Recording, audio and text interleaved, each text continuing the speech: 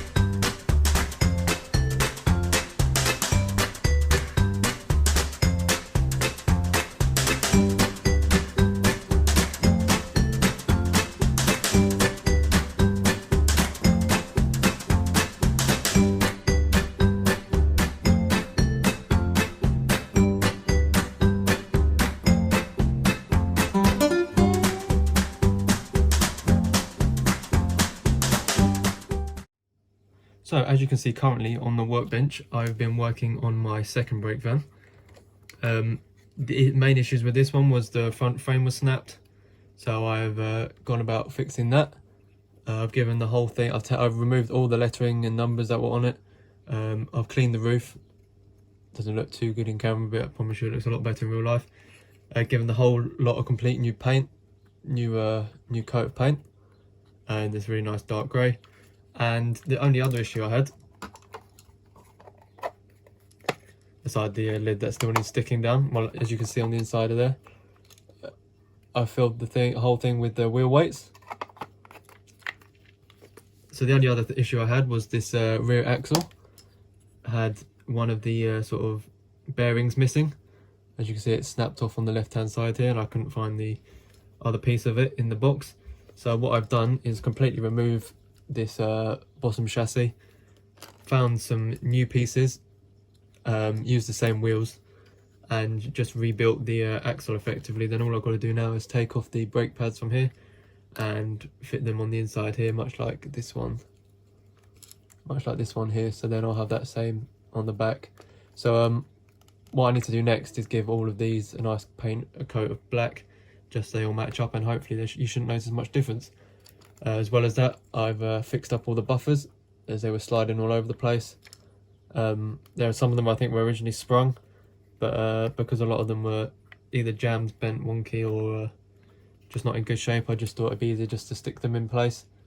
So yeah, I'm quite pleased with this. Could do with a little bit more work on the inside, painting the brake handle and stuff.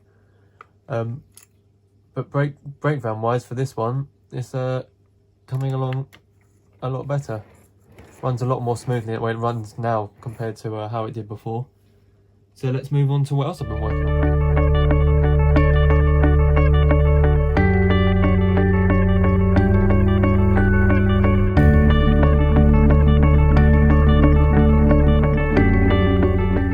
So what else I've been working on?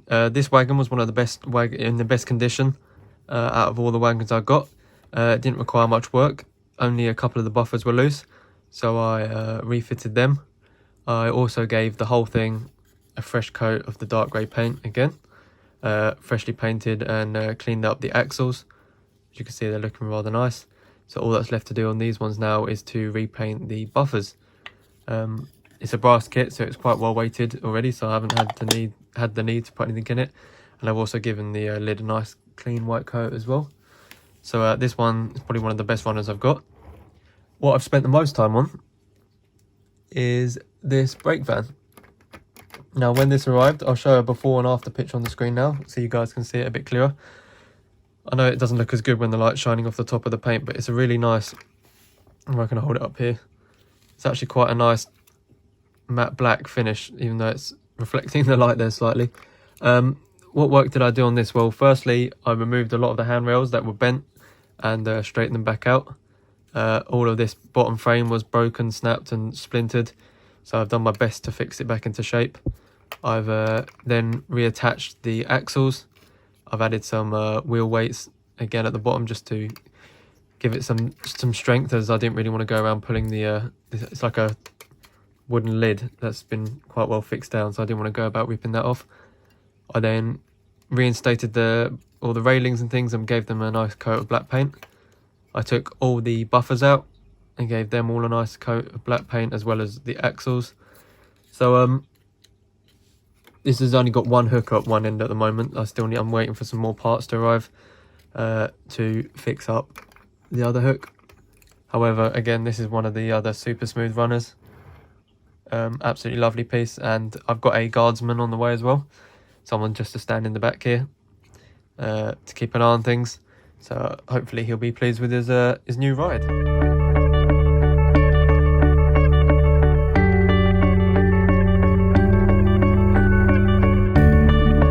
The last two wagons I'm currently working on is this box for the, well, I think most of the things I've got actually are box vans, but I've got two box vans here.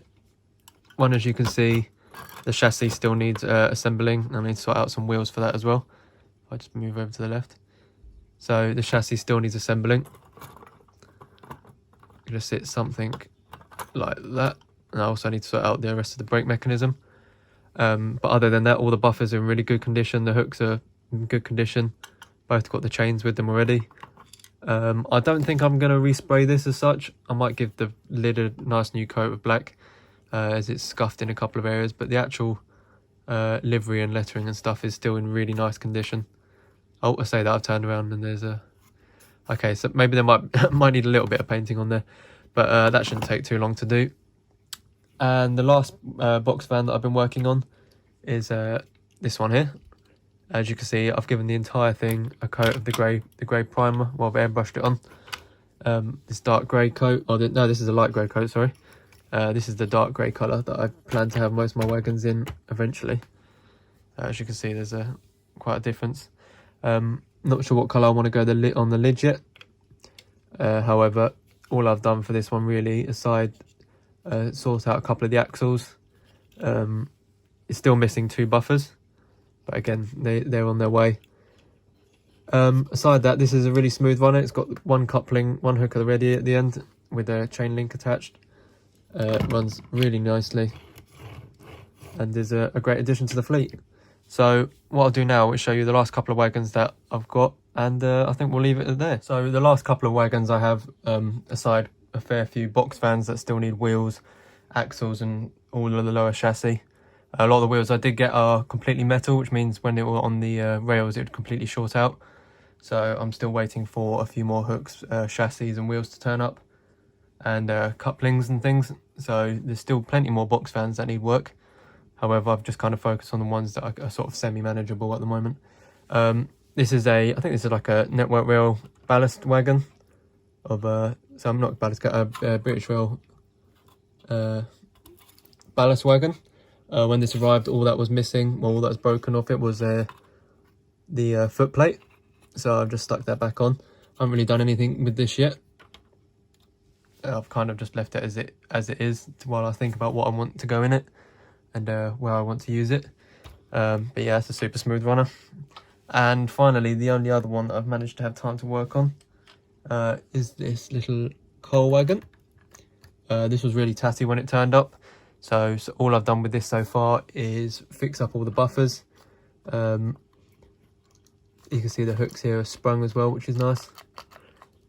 And I've added all the braking mechanism back in that had come off, I think, in transit.